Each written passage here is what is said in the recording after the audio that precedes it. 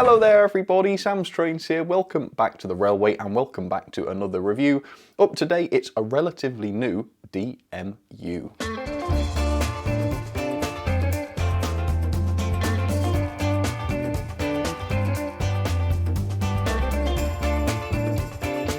In 00 gauge, the Class 121 is really quite unique, not because there's anything particularly special about the prototype, but because there are 3 concurrent versions of the model on the market at the moment from 3 different manufacturers. Now this may be true of wagons and rolling stock, but for locomotives not so much.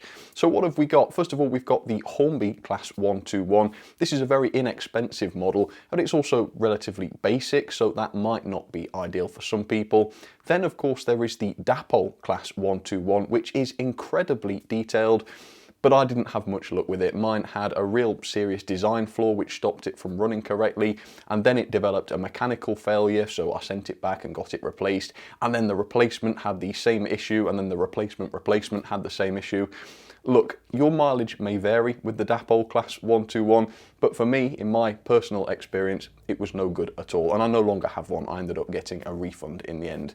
Therefore, that makes today's model very, very interesting to me because I'm yet to find a 121 that actually does the job, looks fantastic, and works as it should. So, are you ready?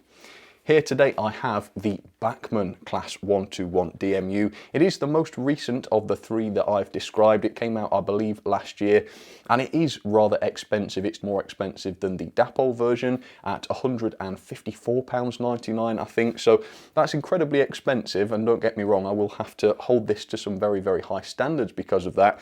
But do you know, when I was faffing around with that Dapol Class 121, if someone had offered me a 121 that just worked properly for £25, I definitely would have taken it. So let's find out what this is like. The box feels pretty light, so we'll have to see how this goes, but hopefully this will be the best 121 I've ever reviewed. And for that, I'm really excited. So let's get this out and see. Alright then, 3rd time's the charm as far as the 121 goes. I forgot to mention a second ago, as far as the price goes, did I pay £154.99 or anything close to that? No, I didn't. I bought this severely discounted from Model Railways Direct for £108.46, which suggests that perhaps retailers are having a hard time selling at such a high price. Which to me I think is excellent. I mean, that's just, people have voted their wallets and the prices have had to come down. I mean, it just stands to reason, doesn't it? If they were selling like hotcakes, they wouldn't still be available several months down the line at a much, much lower price. So that's great, and it just shows, of course, these things can be sold for a little bit less. The high prices aren't ultra necessary. But before I go on to another rant about how expensive this hobby has become, let's take a look at the end of the box. You can see the version I have here. It's 35-526. It's a Class 121 single cart DMU. People often say it can't be a DMU because there's only one of them. Well, it says it is a DMU right there on the box, and it is in the BR blue and grey. Take a look at that. That is a really, really nice livery, and you can kind of see the model quite well through the front of the box, so already it's quite clear that that livery is a quality one, as is always the case from Bachmann, really.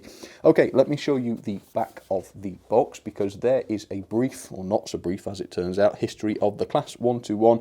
As always, if you are interested in the class, feel free to pause and read that, although I will give you a little bit of information on them in just a second. Come on then, let's find out what this model is like.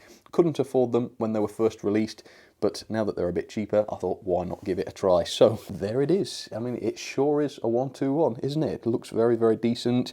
I'll be very interested to see how this compares with the Dapol attempt in terms of detail. I'm hoping mechanically, well, look, if it works and gets around the layout, then it will be better than Dapol's attempt, put it that way. I was having to file off steps, I was having to investigate the motor with that one.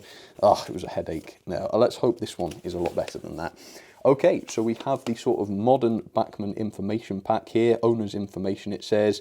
First of all, accessories, so that looks like it's largely buffer beam parts.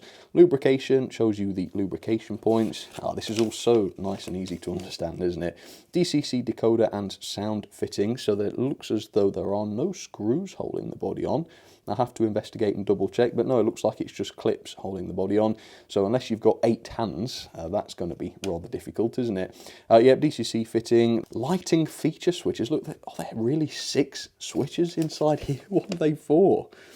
Non-exhaust end, exhaust end, both ends, directional head code lights, cab lights, destination blind lights, interior lights. Good Lord. Alright, so expensive or not, it seems like the features are definitely there, doesn't it? Blimey. Spare parts warranty. Okay, nothing really to shout about on the back there. And I believe this piece is just about the Collectors Club warranty service request. Yeah, I don't think you'll want to see that. So let's take a look, shall we? Looks like the accessories are on the bottom for some ungodly reason. So we'll take a look at those first. Whoop, turn it round. Okay, so it looked like there were quite a few little optional extras with this. It sure does, actually. Let's see then. Wow, look at that. That is a huge bag of debris, isn't it, that? So what have we got, if I can actually see? Looks like vacuum fittings is buffer beam parts. Many of them painted. They look to be decent quality. I can see some screw link couplings in there. Yeah, that all looks pretty good, doesn't it? So a nice set of options for you there if you're into that sort of thing, fitting your own details and such. For now, though, let's take a look at this locomotive. I'm really interested to see how this one turned out. All right. Ooh, it's got that Bachmann finish, hasn't it? Can you see? Look at that little sheen it's got on the top. I love that so much. Right. All right, here it is. Wow, this looks great, doesn't it? I mean, I've not really had a chance to look up close at the level of detail, but this seems to have everything that the Dapol one did at a glance. As you'd expect, I mean, it's a newer model, it's more expensive. I guess that's fair enough. The weight, it seems really quite light, which is fair enough. That's understandable. It's probably quite smart that they didn't make this thing weigh a ton. It does call the price into question a little bit, doesn't it? I mean, if this is so much more expensive than the Dapol version, why should it be so noticeably light? But besides that, I mean, this thing looks marvellous. The finish is clearly excellent. The level of detail looks amazing, although we will investigate that together in just a second. Turn it upside down, there's some very interesting things going on the underside. I can tell that it is just a single driven bogie with this, unlike the Dapol version, which had all-wheel drive. But then the interior was totally compromised on Dapol's attempt because of that decision to make the thing all-wheel drive. It's not necessary. We've just got one driven bogie here, and I suppose when we look inside we will see that the interior is much more realistic as a result. Interestingly though, you can see the motor is mounted really low down on the chassis to the point where the drive shaft and part of the flywheel, it looks like, is completely exposed to the elements.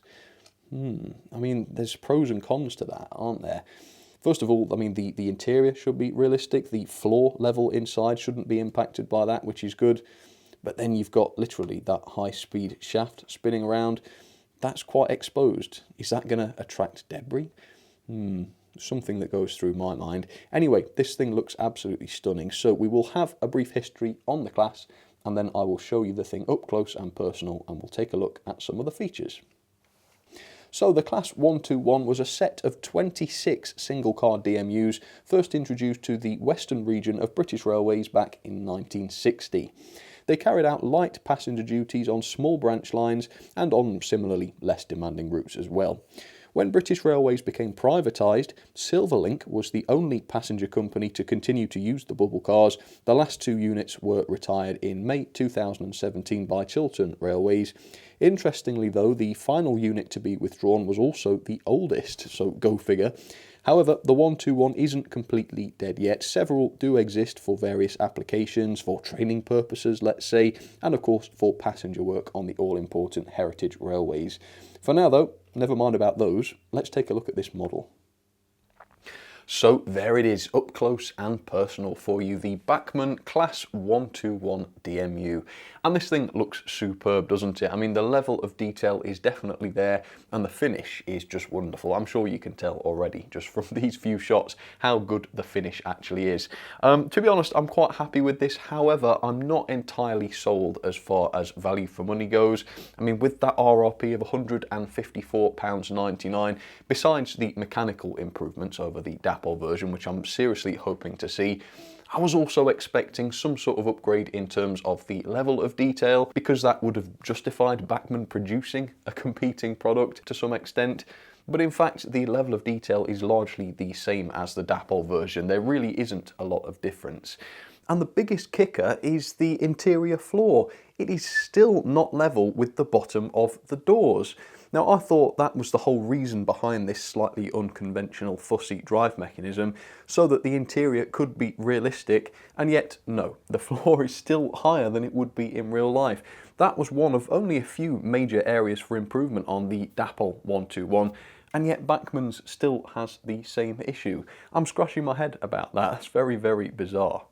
Also, the weight is absolutely insane. This is really, really light. It's 187 grams. That's only 40 grams more than a Hornby Railroad Pullman coach, for goodness sake. Even the Hornby Railroad version of this model is 88 grams heavier. The Webb coal tank steam locomotive, tiny little thing, that is heavier. And the Derby lightweight, and I choose this because it's a similar sized DMU, that is almost twice as heavy at 341 grams. So yeah, this thing is seriously, seriously light. I don't mind that. Like I said earlier on, it's fine that Bachmann saved a little bit of money and didn't make this a super heavy locomotive, because it doesn't need to haul very much. But then charging what they did for it just seems pretty unreasonable as far as I'm concerned.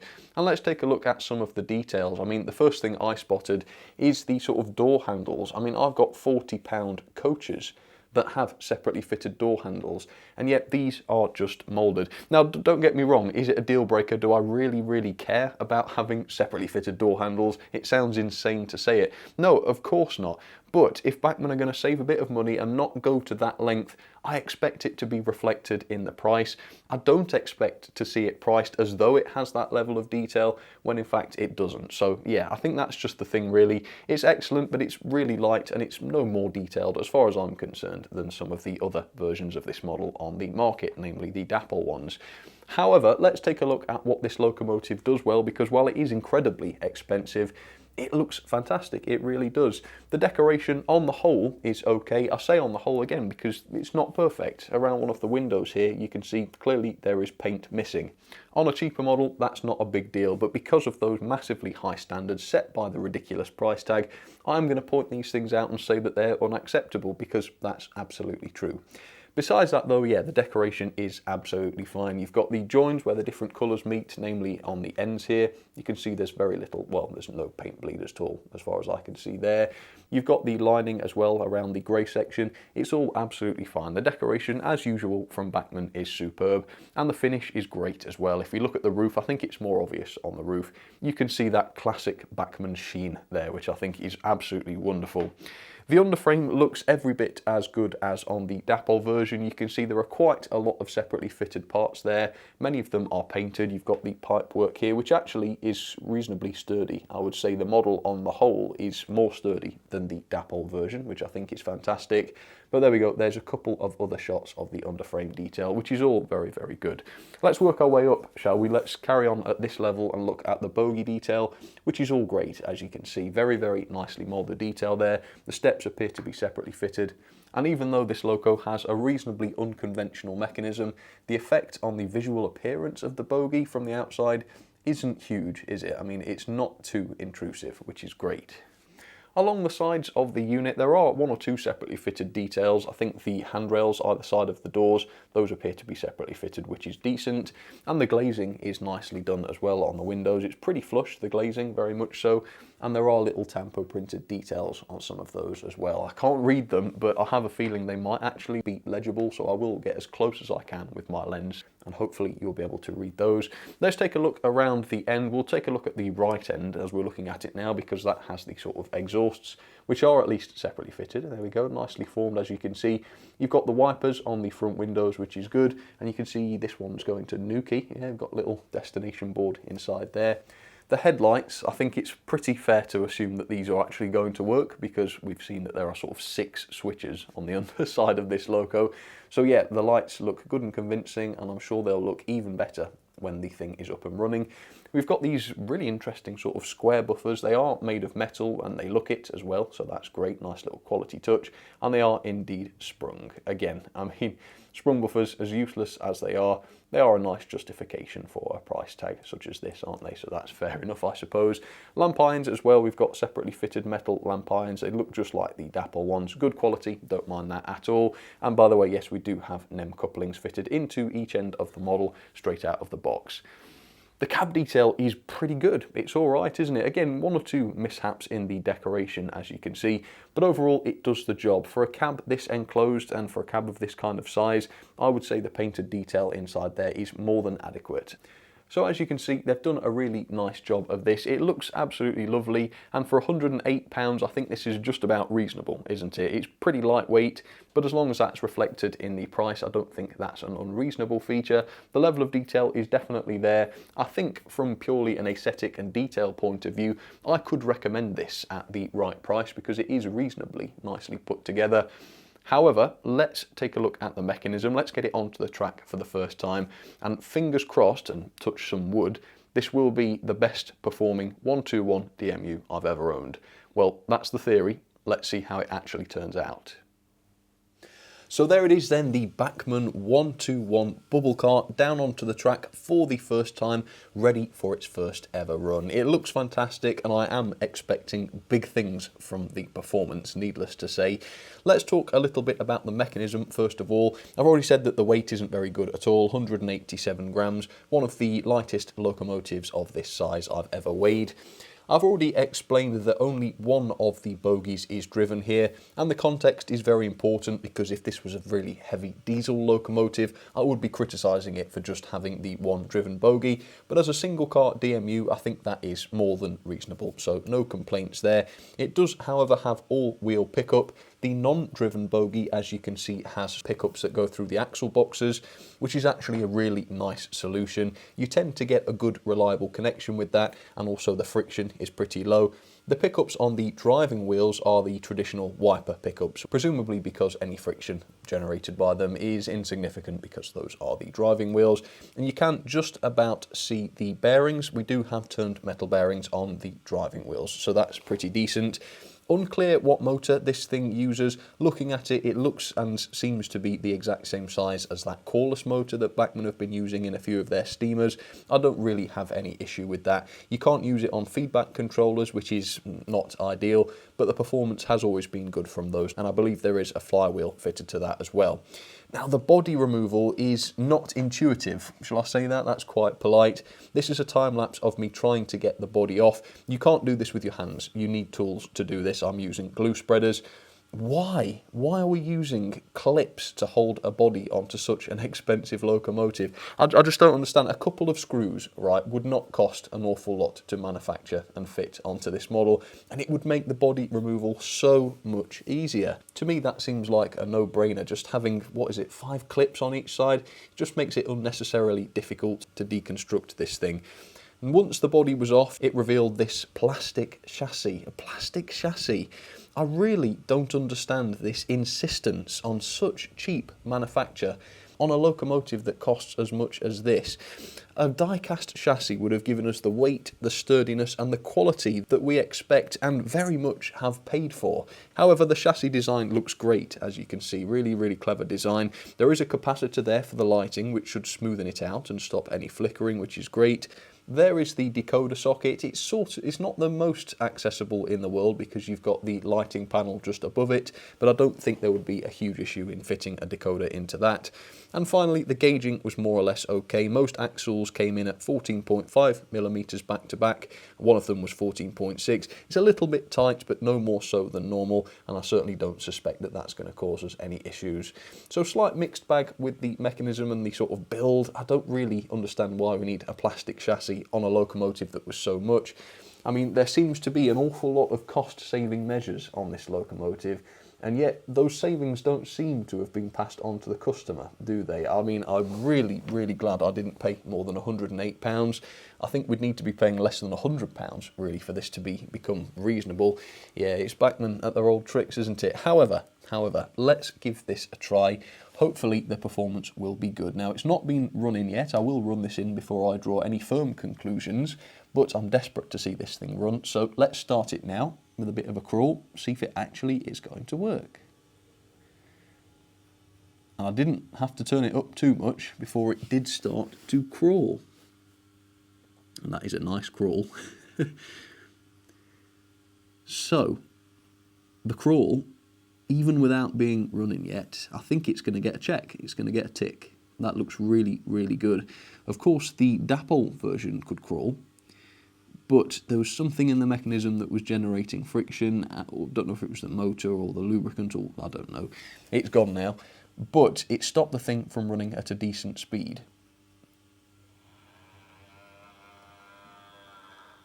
This one,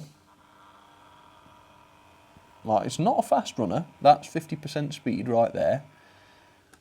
So, sounds a little bit unhealthy actually, doesn't it? But it is working, and it doesn't seem to be hesitating and struggling like the Dapple one was, so that's really good. I can see there are some very, very subtle interior lights. As usual, on DC at least, those are very hard to detect in the room here. The cab lights seem to be a little bit more noticeable. I mean, can you even tell that they're on the camera? I think you can, more or less. I'll dim the lights in a second so that you can see. And then we do have the head and tail lights, which are nice. Well, they're not too bright, but they're bright enough so that you can see them, at least. And you might also notice that the destination is illuminating very subtly. It might be worth showing off a bit more about these features and making them a bit brighter. They do get brighter as you turn the controller up, of course. Yeah, the lighting is really good. So that's fair enough. Let's dim the lights then and see how this looks in the dark. Okay, let's go again. See if these are a bit more noticeable now. Yeah, a little bit. They're not over the top, are they? Although, again, I think on DCC you'd get better performance, because that's full speed right there, and it is a bit more noticeable. I mean, to be honest, the lighting is great, and even on analog you do have a great level of control over it all, with those 6 switches on the base. I'm not bothered about doing that, but for those who are, it's really quite nice having the option to just flick a switch, rather than having to, I don't know, start desoldering things or whatever. Yeah, it's quite nice and convenient, that. Anyway, hopefully you can get a sense of that. Cab lights are better than the sort of passenger lights. But yeah, that's fine. Right, let's get this running in around the layout then, see how it gets on. So, like the Dapple version, it's a bit slow. This is 50% speed, right? And in real life they had a max speed of 70 miles an hour. So this should be in the region of 35 miles an hour scale speed. Yeah, it doesn't look that fast, so if anything, it does seem a little bit on the slow side. However, it doesn't seem as though that's due to a mechanical fault. I do just think that's due to the gearing, because it doesn't seem like the thing is struggling. And of course, don't get me wrong, you can speed it up a little bit. It's just that is very, very slow at medium speed. Now, like I say, this has not yet been run in. Maybe this will speed up marvellously over the next hour or so as I do this. And if it does, I will certainly let you know about it. But for now, I'm going to leave this to run in. I will keep a close eye on it, see how it performs. So far, no derailments, no issues on any curves. So already, that is a huge step up from the Dapple 121. But as for the conclusions, well, we'll just have to wait and see. So I'll see you shortly, folks. Don't go anywhere. So there we go, folks. Running in has concluded. And yeah, that was absolutely fine. I didn't see it slowing down on curves, no derailments, no stalling on points. The performance is absolutely fine for all intents and purposes. I am going to stick by, and I'm going to stand by what I said a minute ago though, and that this loco is far too slow. Now, I know, every time I say something like that, there will be some smart Alex that jump into the comments to disagree with me. So to save them the bother, I've proved it this time. So anyone thinking of jumping onto your keyboards to disagree, yeah, don't bother this time, because I did the speed tests. I timed the locomotive passing 2 points, and I've calculated the scale speed. At 100% speed, that is maxed out on my controller, this locomotive was not doing the real-life maximum speed of 70 miles per hour. It was doing considerably less than that.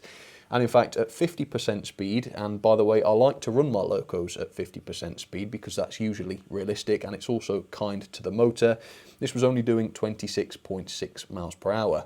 Therefore, if my model is typical of all of these, if you want to run this at those more realistic speeds, you're going to have to crank that controller up a little bit. What that means for longevity of the motor and such, I'm not entirely sure. Now, could my example be faulty? Could mine have a dodgy motor or something? It's possible, but that's not my problem, and it's certainly not my fault. There's not much I can do about that. I can only review the model that I received. This is the one I bought, and that is how mine behaves, but your mileage may of course vary. Now, the pulling power isn't very important with this, obviously, and that's a good thing too, because it's absolutely naff. 0.1 newtons, that's less than Smokey Joe. Definitely not much of a puller. I know some people do like to couple DMUs together and have sort of different consists. Yeah, you're not going to be able to do much of that because they've made this so light and it's just got the one driven bogie. Yeah, it ain't going to be pulling very much. It's not a big deal, I'm not really going to mark it down for that, but it's something you should bear in mind. Okay, let's have a look at the crawl again, shall we? This at least was pretty impressive. Look at that. Oh, you have to sort of look twice just to see whether or not it's actually running. But it is. Truly a magnificent crawl. So clearly the gearing has been, well, it's been designed to favour the lower speeds, hasn't it?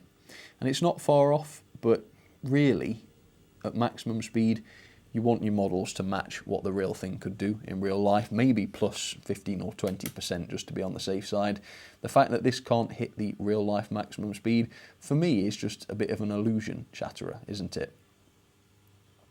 It's not a big deal though, obviously. The fact that it runs nicely is much more important.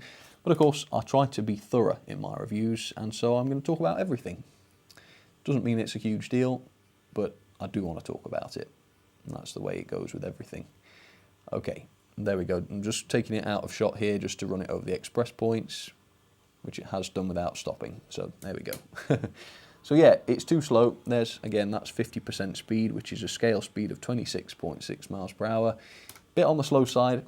You can, of course, crank it up, get the slightly higher speeds, but yeah, it's just not something I really like to do, maxing out motors, but it's no huge deal.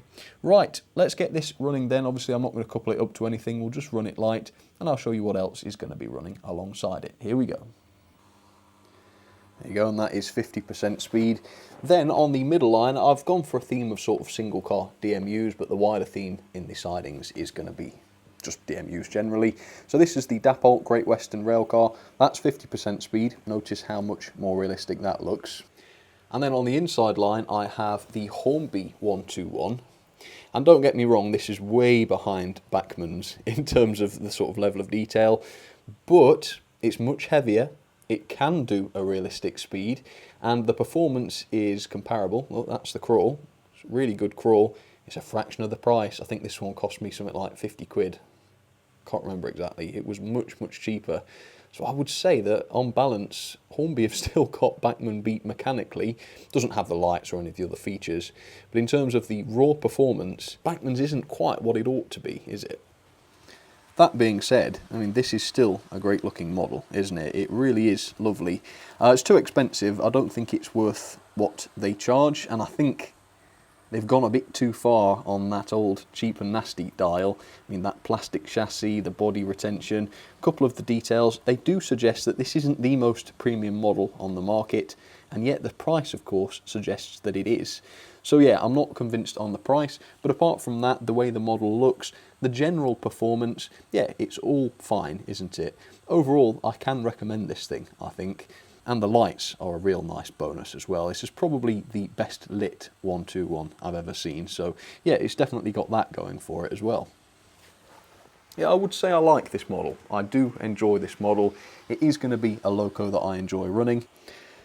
And to be quite frank with you, I'd much rather have this slightly slow running than the constant struggling and derailing that I had from the Dapol 121. So yeah, overall, while I am having to be candid about this, this is the 121 I would be going for. It's certainly not perfect, but it's the best I've seen.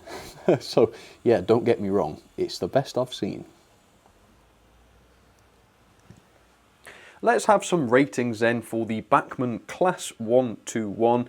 Overall, the level of detail I've seen fit to give 4-star. There were some great aspects to the detail. I mean, the decoration on the whole was great. I liked some of the cab details, quite a few nicely separately fitted parts. However, it does lose half a star for some of the simplicity in certain areas. The lack of separately fitted door handles is one. I mean, we have seen models that have better door handles and that kind of thing. And also another half a star for the interior floor, which is higher than it should be. And yeah, that was one of my criticisms of the Dapol loco, and Bachmann have done the same thing. So 4-star there. The performance though is fine, no major concerns with the performance. The slow crawl is excellent, and the performance generally speaking is nice and smooth, nice and consistent across the whole layout. No slowdowns on curves or anything. The one issue is though, it is far too slow, and I have proved that that is the case. A little bit faster, a little bit different gearing, I think that would have definitely improved this one.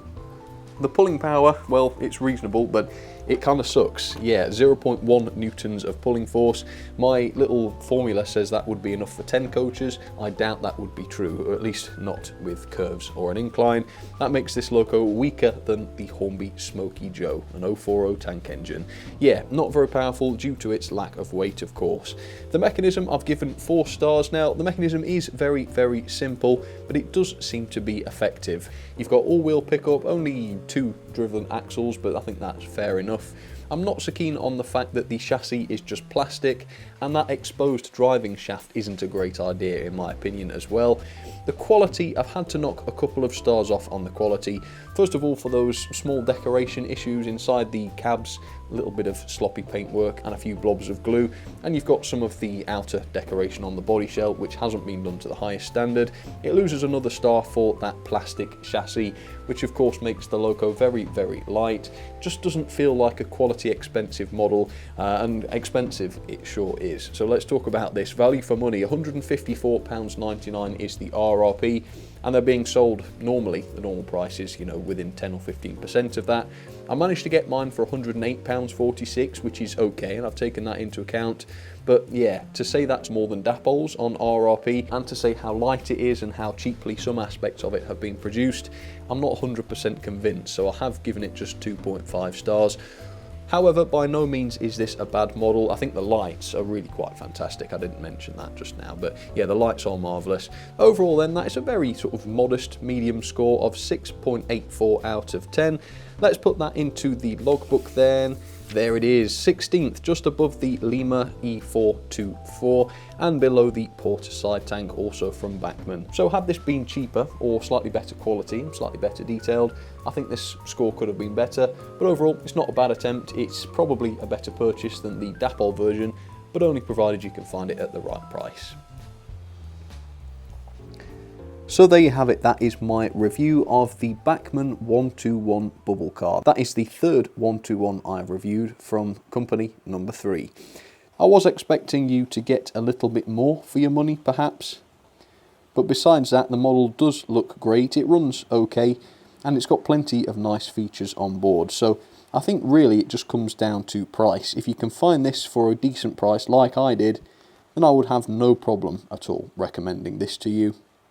It's a competent model, there are no silly design flaws that would stop me recommending it. So overall, if you want a 121 and you've got the money to spend, I do think that Bachmann's is the one to go for. But of course, that is just my opinion. Do let me know what you think down in the comments. Thank you so much for watching. Thank you very, very much for your company. I hope you did enjoy the review as much as I did. I had some curiosity about this model, so that's an itch that I've been able to scratch today, which is pretty good. So again, thanks for watching. I'll catch you on the next one. All right, cheers everybody. Take care.